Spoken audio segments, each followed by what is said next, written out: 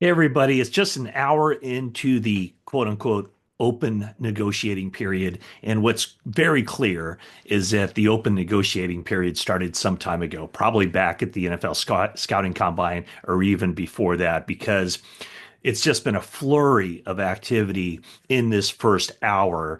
And so anybody who thinks that these negotiations started from scratch, you're probably wrong on that. So here's what's happened with the 49ers. A couple of moves early on. Jalen Moore, 49ers swing tackle, who I thought stepped in and played very well, left tackle when Trent Williams was injured last season. The Kansas City Chiefs targeted him to be their starting left tackle to protect Patrick Mahomes' blind side. So last year, the Chiefs tried to get their left tackle in the draft. Kingsley Suamataia, he failed after a couple of games, and so now they pivot. They go for Jalen Moore, and the reports are 2 years, $30 million. I knew Jalen Moore was going to get some action on the open market. Had no idea it would be 15 million a year and to be a starter for a team, obviously with Super Bowl aspirations to protect the blind side of the best player in the NFL. Yeah, we can argue about that, but Patrick Mahomes' resume kind of speaks for itself. Kansas City also targeted 49ers running back Elijah Mitchell. Star-crossed time with the 49ers, a lot of injuries. 49ers weren't going to bring him back. And so here's Elijah Mitchell going to Kansas City. So those are the right now the goings for the 49ers.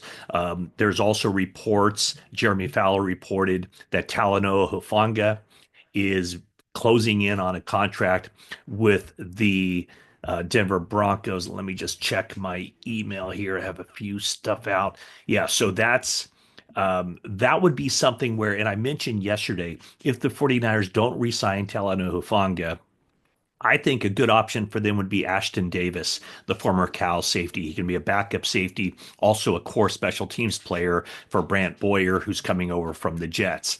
Obviously, Robert Saleh knows Ashton Davis as well. So that would be one guy that I would kind of keep an eye on. Around the league, Javon Kinlaw gets huge money, 3 years, $45 million to go to the Washington Commanders. So Adam Peters, obviously a big fan of Javon Kinlaw. 49ers had big plans for him to take over for DeForest Buckner.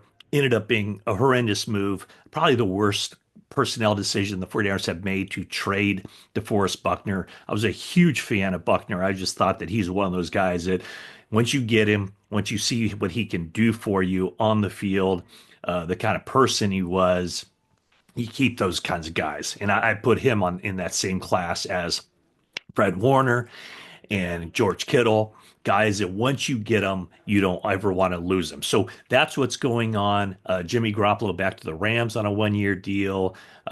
Any other?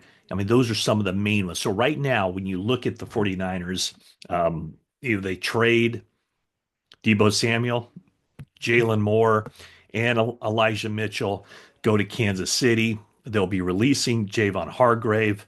John Feliciano has retired. Um, Malik Collins more than likely will be released, but the 49ers are trying to trade him. I don't know what they can get for him. After all, last year they acquired him for a seventh round pick, and he had 2 years left on his deal. Now he only has the 1 year left on his deal. So I don't know what the 49ers could get. Maybe just a swap of picks, something along that nature. So, okay, that's it for now. First hour of free agency in the books and a lot of activity right here.